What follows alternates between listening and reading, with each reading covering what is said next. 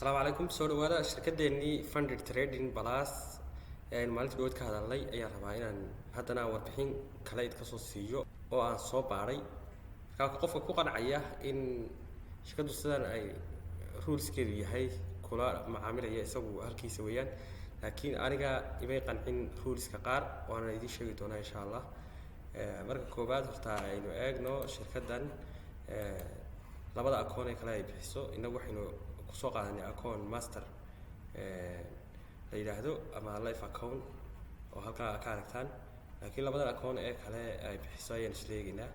kan experience trader la yiraahdo oo waa akoon single phase hal phase baa la maraa oo ku faafayntiisu qoran tahay profit split waa 80% profit target waa 10% minimum trading days waa nan marka ma jiraan maalinta koowaad aad target gaadhisid soo akoon funded baa lagu siinayaa leverage-kiisu waa intaan baafadyo lagu ogol yahay labada offer down daroonkiisu waa 6% aad buu yahay waan karaa daily down daroonkiisu waa 3% isna wuu yaryahay marka meelahan wali shirkadda waxaa filayaa inaanay update ahayn sababtoo labadan way isku fee marka refundable fee weeyaan oo fee la soo celinayo marka halkaas step ka gudubtid fiigaaga waa lagu soo celinaya kadibna akoon funded baa lagu siinaya marka meelaha aan arkay shirkadda ay daciif ku tahay waxaa ka mid ah akoonadeedan siyaabahan ay u cadayn sidoo kale haddii aynu eegno akoonka kale advanced trader loo yaqaano isaguna waa isku fee laakiin waxay ku kala duwan yihiin offer down daroonka iyo daily down daroonka khasaaraha guud iyo khasaaraha maalinlaha ayay ku kala duwan yihiin labadan akoon laakiin xagga fiiga waa iska mid saddexda akoon bay bixisaashi markay akoonkan advanced trader yahay ka kala waa 5 ka labun bay ku kala duwan yihiin labadan bay ay ku kala duwan yihiin labadan kan 200 ka iyo kan 12.5 ka ay ku kala duwan yihiin inta kala waa iska mid waana isku qiime laakiin waxa ay qiimahaasi uga yar yahay kan ba hal face la maraya kala loo face baa la maraya laakiin maxay isku qiimo u noqdeen ay dadku isku weydiin karaan waxa isku qiimo u noqdeen kan single face ka khasaaraha guud iyo khasaaraha maalinlaha way ka yar yihiin ka labada face la marayo ka kala waa idinka arka 6% halka ka kale ee labada face la maraya isagu 10% yahay khasaaraha maalinlaha kaas isagu waxa 5% kana waxa way 3% ma xuma oo waxaanoo kale waa laga xulan karaa akoonkaad rabtid baad ka qaadan kartaa laakiin halka mushkiladu ka jirto ee shirkadda ku arkay waxa weeye haddii aynu halkan tagno faaqis su'aalaha soo laalaabtay aynu su'aashan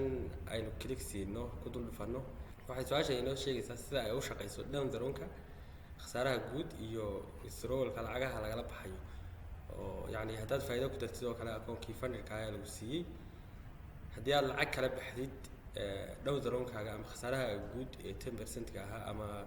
6% ka ahaa marba akoonadu kala duwan yihiin maxaa iska bedelaya oo ku halkan inoo sheegaya laba tusaale horta inoo soo qaateen tusaalaha koowaad waxay inoo sheegayaan akoon 100 kuna marka waxay akoon 100 kuna haddii aad 15% aad ku dartid fa khasaaraha guud wuxuu noqonayaa 15% oo 15 kuna marka uu kordhaya yani faa'iidada la sameeyay faa'iidadii bal waayahay waxay leeyihiin haddii aad kala baxdid 6 kun haddii aad kala baxdid oo faa'iidada soo hadhay oo lacag ku soo hadhay ay noqoto 109 kun ay noqoto offer down daroonkaaga waxa lagu xisaabayaa 9% markii hore hadda 10% bay ahayd marka faa'iidadii bay ay down daroonkana ku xisaabanayaan haddaad 20% aad ku dartid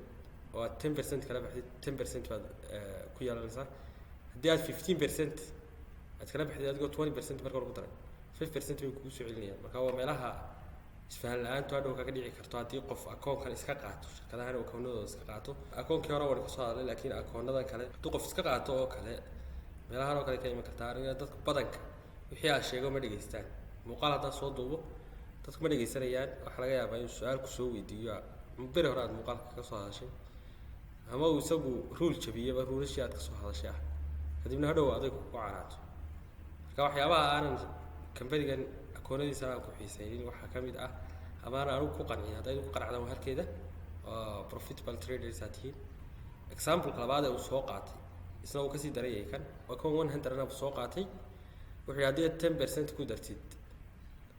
oo 10% gaad haddana dib uga baxdid akoonka uu xidhmaya waxay ku dhacday mar haddii aad akoonka faa'iido aad ku dartay faa'iidada soo dhahada la soo noqotay akoonka waa laga xiriyaa weydii aniga aad ima qancin asxaabta aan wada shaqeynana waa ban uga digo wax ku leeyahay akoonada ka furanina qofkii ku qanacaya isagu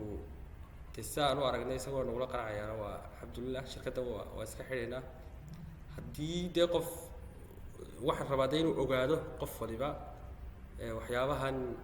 imika waxaas su'aalaad dadku ma akhri karaan faaqis su'aalahaas ay ku dhex jiraan qodobada hadhow lagu qabsan karo marka iska ilaaliya baan oran lahaa si fiican ay isaga akhriya haddaad rabtaan in akoonka furataan haddii aydan imika ku qancin dee iskaba daayaba akoon life waan heli karnaa oo kala duwan akoona kale oo hore oo wanaagsanaayo qaar two face la marayay oo shirkadaha defender trader bixisay iyo kii one face kala marayay ee shirkadda search trader bixisayna waa haysataan kan life ka ah ku qanci weydaan iyo kuwan kale ay bixiso shirkadana waa iska diin kartaan kulli inta qodobada qaar la isku qabsan lahaa ama qodobada qaar ay ku qanci lahayn waa iska diin kartaan shirkada kale waan baari karnaa suuqa online ku waxa weeye fursadiisa aad u badan way heli karnaa shirkado kale oo kan wanaagsan oo bixiya akoon life marka aniga taladeeda u dambaysa ee shirkadda ka bixinaya waxa weeye waxa akoon ka qaadanina saddexda akoon midna ka qaadanina